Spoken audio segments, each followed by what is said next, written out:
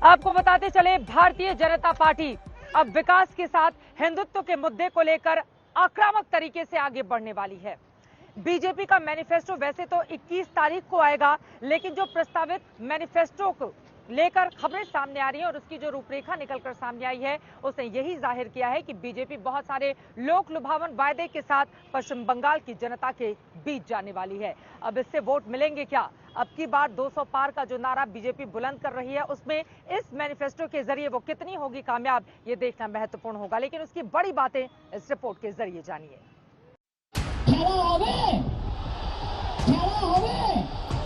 दीदी बोले पहला होवे, बीजेपी बोले विकास होवे, पहला होवे, दीदी बोले खेला होवे, बीजेपी बोले शिक्षा होवे।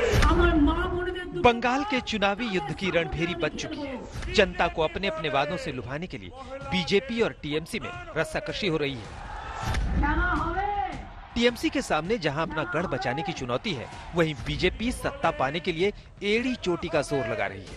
बीजेपी बोले युवो शक्ति संपूर्ण विकास होवे, महान व्यक्तित्वों के सपनों को, उन सपनों को साकार करते हुए सोनार बांग्ला का फिर से निर्माण करना है। वो सोनार बांग्ला जहां बंगाल के स्वर्णिम गौरव का समावेश होगा और आत्मनिर्भर का सामर्थ्य होगा।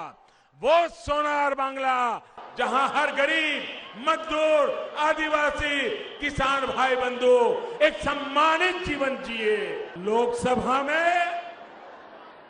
लोकसभा में टीएमसी हाफ और इस बार पूरी साफ। बंगाल के चुनावी रण में टीएमसी ने अपना मैनिफेस्टो जनता के सामने लाकर रख दिया है, लेकिन बीजेपी अभी तक अपना मैनिफेस्टो पेश नहीं कर पाई है। सूत्रों के मुताबिक 21 मार्च की शाम को गृह मंत्री अमित शाह बीजेपी का चुनावी घोषणा पत्र जारी करेंगे। भाजपा रविवार को अपना चुनाव संकल्प पत्र जारी करेगी। इस मौके पर खुद गृह मंत्री अमित शाह मौजूद रहेंगे। तृणमूल के घोषणा पत्र में किए गए वायदों के बाद अब सबकी निगाहें भाजपा के संकल्प पत्र पर है। सूत्रों की माने तो नौकरी और भ्रष्टाचार मुक्त सरकार का वायदा भाजपा अपने संकल्प पत्र में कर सकती है। बीजेपी का मैनिफेस्टो अभी सामने नहीं आया है, लेकिन बीजेपी के संकल्प पत्र में जिन बातों की संभावना जताई जा रही है, उनकी फहरिस्त हम इस रूप में देख सकते हैं। बीजेपी बंगाल में 5 साल में 1 करोड़ लोगों को नौकरी का वादा कर सकती है।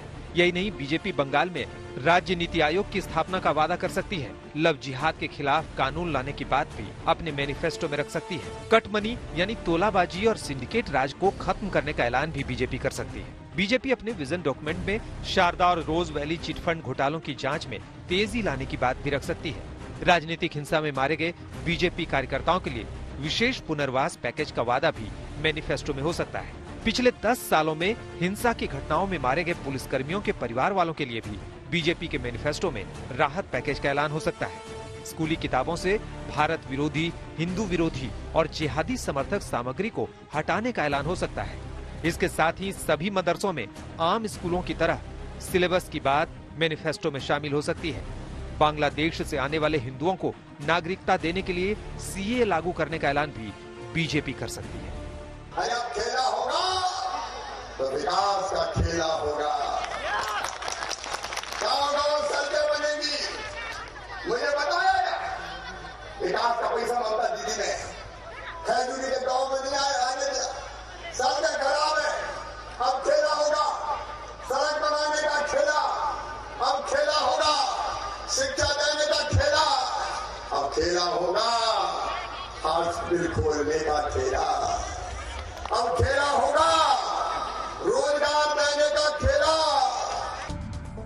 पश्चिम बंगाल के लिए बीजेपी के विजन डॉक्यूमेंट में उत्तरी बंगाल के विकास, हाईवे, चाय उद्योग को बढ़ावा देने की बात हो सकती है। साथ ही किसानों को 18,000 रुपए सालाना देने की बात भी मैनिफेस्टो में शामिल की जा सकती है। अपने संकल्प पत्र में बीजेपी बंगाल की जनता को यह यकीन दिलवाने की कोशिश करेगी कि डबल इंजन वाली सरकार के दौर में बंगाल विकास की उड़ान भरेगा। कोलकाता से पॉल मिसाहा के साथ आज तक ब्यूरो।